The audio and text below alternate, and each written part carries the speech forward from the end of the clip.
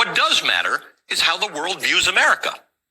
From the outside looking in, we are becoming more of a laughingstock by the hour. It makes you wonder how our allies, or more crucially, our enemies, can possibly take this administration seriously. And if the other world leaders aren't laughing, they might be crying or screaming, worried about what another America First Trump presidency could bring. Last year, before Trump was reelected, Jackie Combs with the Los Angeles Times wrote, quote, "They don't respect Trump at all, though they do fear him, the way you'd fear a madman at a nuclear button." President Nixon sought leverage by making foreign counterparts think he was unstable. Trump actually is unstable. Foreign diplomats and some leaders don't even mask their anxiety, end quote. As a trusted global partner, all you have is your reputation, and it starts right at the top. Joining me now, Ravi Agarwal, editor-in-chief of Foreign Policy and the host of FP Live, and Mehdi Hasan, an award-winning journalist and CEO and editor-in-chief of Zeteo. Gentlemen, good to see you both this morning. Mehdi, let's start about this. I don't know what's a bigger concern, the fear that our allies have, including Canada and Mexico now, where we started a trade war, or the danger that our enemies see us as weak and disorderly and disorganized. Not just our enemies, Ali, and that's the problem. Good morning to you, by the way. It's not just our enemies, right? If it was just our enemies, it'd be like, okay, who cares about your enemies and your adversaries? Play your madman strategy. It's the idea of jeopardizing alliances, right? The U.S. is its alliances. The U.S. abroad, the strength of it comes from its reputation, from its ability to persuade and get other people to come along with it.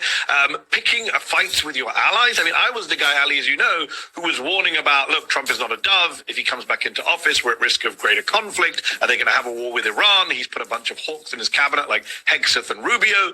I didn't know I'd be the guy going on television like I am now saying, hey, I'm worried about a war with Denmark. I'm worried about a war with Panama. I'm worried about a war with Canada. I mean, the EU, you think I'm joking, the EU military chief, just for your viewers to be aware of this, the European Union's military chief said about a week ago, maybe we should put EU troops on Greenland. For the Russians? No, for us, for the Americans. That's insane, right? And you said allies. Canada sacrificed 165 people in Afghanistan to fight alongside the US after 9/11. You're picking fights with Canada and Mexico. This is a great moment for China, the country that Trump thinks is the big enemy and he's going to crack down. If I'm the Chinese, I'm loving this moment. I'm calling up the Colombians, where he just picked a 24-hour trade war. I'm calling up all these countries in Latin America and Asia and Africa and saying, can you really trust the United States?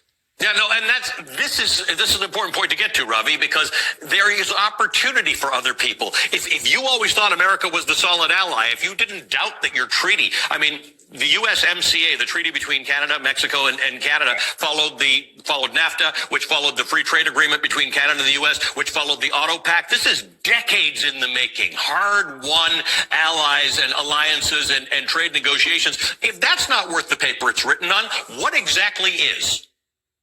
I mean, this is not a new world order. This is a new world disorder. Trump is basically blowing up the last 80 years of the rules-based international system. You can argue that much of it wasn't working for a lot of countries, but this response to absolutely tear it apart is a whole other deal. I mean, Mehdi just referred to American allies, so the likes of Canada, Mexico, Colombia, all of the EU. They really must be thinking now, with a friend like America, who needs enemies? And, it's worth remembering the only time NATO's Article 5 has been invoked was to defend the United States after 9/11.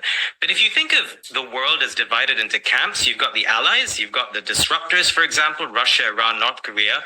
I mean, they're looking at this moment and saying Trump is doing exactly what we need him to do. He's disrupting the very system that made America strong. But there are two other camps I'd like to mention very quickly. There's the opportunists, referred to that, India, Saudi Arabia, many countries in the global south. They see a lot of opportunities that they can cherry pick in a quid pro quo world. Ali, the thing I worry about the most is this fourth category of countries, smaller countries. If you're Sri Lanka, Somalia, Chad, good luck. I mean, the old system worked, flawed as it was, because it was a rising tide that tried to lift all boats. If you blow up that system, which is what trade and globalization and supply chains all over the world are built around, the biggest losers are the smallest countries. And it really seems that America First doesn't care about that.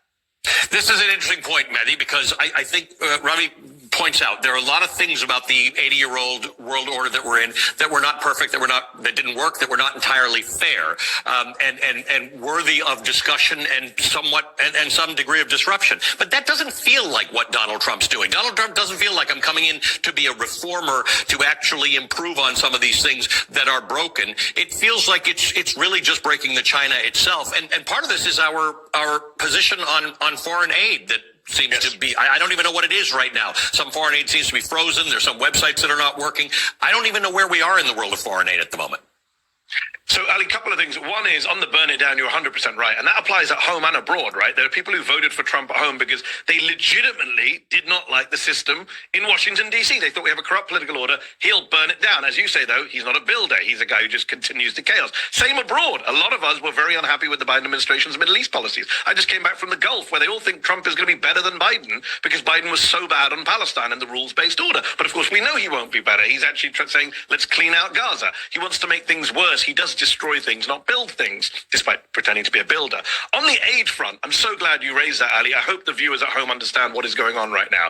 We are in a massive crisis, humanitarian crisis, which Trump has inflicted, a man-made crisis. He just flicked a switch and said no more aid overnight. And overnight, Ali, in places like Sudan, soup kitchens shut down. In Ukraine, people lost fuel and electricity. In Thailand, they turned away Myanmar war refugees from hospitals. In Cambodia, they shut down an anti-malarial program. People are talking about, ProPublica did a very good investigation pointing out that around 130,000 children in Africa may now be at risk of HIV, being born with HIV because their mothers have been cut off from HIV drugs under George W. Bush's PEPFAR program. That's all being shuttered by Marco Rubio and Donald Trump. It should be one of the biggest stories in America, if not the world. People are going to die because of what Donald Trump and Musk and Rubio have been doing in recent weeks. And also, if you don't have any moral concerns for these people dying, again, to go back to Ravi's point, your point, what does it say for America's reputation in the world? One of the few good things we had on the international stage was our foreign aid program. In fact, I heard from a Canadian official, Ravi, who said, if this moves forward, whatever happens, whatever comes of what looks like a renegotiation of our trade agreements with Mexico and Canada, whether you think it'll be better or worse, it has done such irreparable damage to some of the deepest relationships that the world understood existed. Betty makes the point. Canadians, when America goes to war, Canadians go to war with them to help. This has done irreparable damage that may be generational. Absolutely. I mean, look, and it was one thing in the first term where, many could argue this is a blip. America will sort of somehow correct itself. But this time it really doesn't feel that way. I mean, other leaders around the world, they really get the sense that this is the new American normal. This is what American people want again. And there's a sense that there's a sort of drunkenness over hard power and the way in which it can be wielded and used and deployed around the world, maybe in the short term to help American interests or however you define American interests. But what about soft power? And I think to throw the baby out with the bathwater in terms of whether it's aid, in terms of whether it's, America's human rights record, flawed as it is, we can all agree with that, but at least the intention was often to try and do better. The rhetoric around democracy promotion, again, incredibly flawed as it was, misused in many ways, think of the Iraq War, but again, aspiring to do something better. When you throw all of that away, it really raises the question, what do you stand for other than an exertion of hard power? And then look at it this way, if you ever are in trouble, who stands up for you? What rules still remain and exist?